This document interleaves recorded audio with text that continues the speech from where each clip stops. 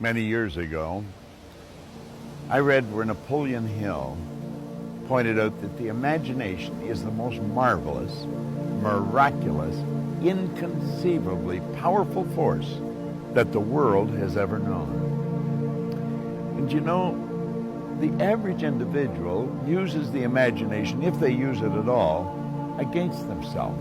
They imagine what they don't want. They imagine problems coming.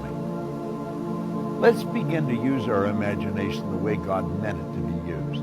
It's the greatest creative faculty that we possess, and we can build anything we want with it. I want you to wander around your home or possibly your office and take a look at all of the conveniences that you have there that you didn't have, let's say, 2 years, 5 years, 10 years ago, 25 years ago.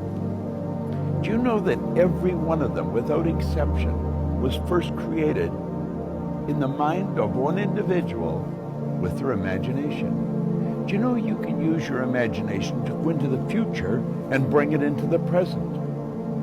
That's what all highly successful people do. They see where they want to go, and then they act like the person they want to become. It was William James from Harvard's advice.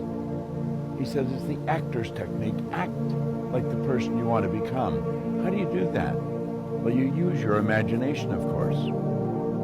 You see, it's a strange phenomena, but the greatest gift we've got is used very well up till the ages of 4 or possibly 5. The little child, we always wonder what's going on in their mind. They're using their imagination. They're building wonderful pictures in their mind. But then they get to school, and wham, like that, it comes to an abrupt halt. It's called not paying attention. Daydreaming. Well, what they were really doing was exercising a phenomenal mental faculty. You see, we can see, hear, smell, taste, touch. They're for our physical benefit. As long as we're living in a physical body and corresponding with the material world, we will use our sensory factors. But you know, I have a couple of little dogs at home that can hear, see, smell, taste, and touch. We've got higher faculties.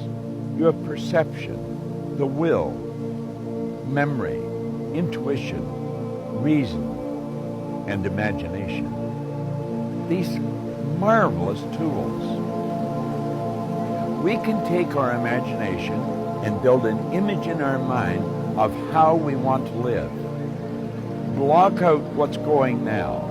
Don't let your present results have anything to do with this. Just what you want.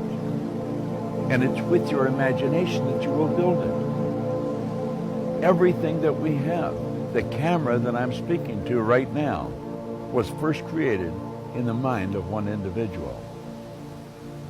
Think of how our world's changed. You see, we were gifted with these higher faculties.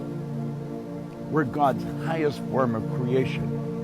We were created in God's image. We were given creative faculties to use. And you know, they're only used by 2 or 3% of the population.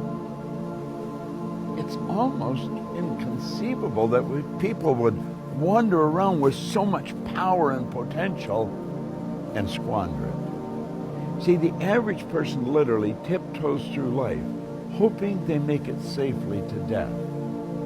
It's such a shame, and it doesn't have to be that way.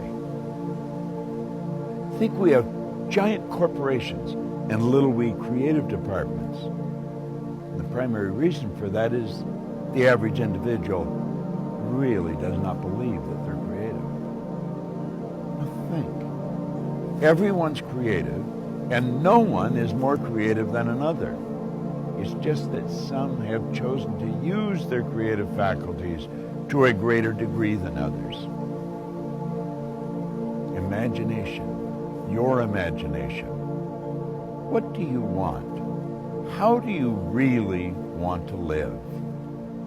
Build the picture in your mind. There's a power that is flowing to and through you. A creative, unadulterated power. It can be photographed leaving your body. Way back in the 30s, Semyon Kurlin, the Russian photographer, perfected a form of photography where you can actually photograph a person's body and you will see the energy glowing from them. Well, that energy flows into your mind. And it's the images you build in your mind that's going to dictate the vibration that this instrument you're living in is in. And the vibration on a conscious level is called feeling. Make certain that you exercise your imagination daily. Build beautiful images in your mind of how you want to live and then hold those pictures there and live that way. The imagination, the greatest nation in the world, the imagination. You've got one. It's a marvelous creative tool. It deals with the invisible side of your personality. You see, no one will ever really see you. They'll only see your body, and they'll see you the great work that you do. Make certain that your work is great work. And if you keep your imagination alive, keep it active, you're going to have a phenomenal life. You know, life can get better every day, and it will get better every day through the proper use of your imagination. What a wonderful idea. This is Bob Proctor.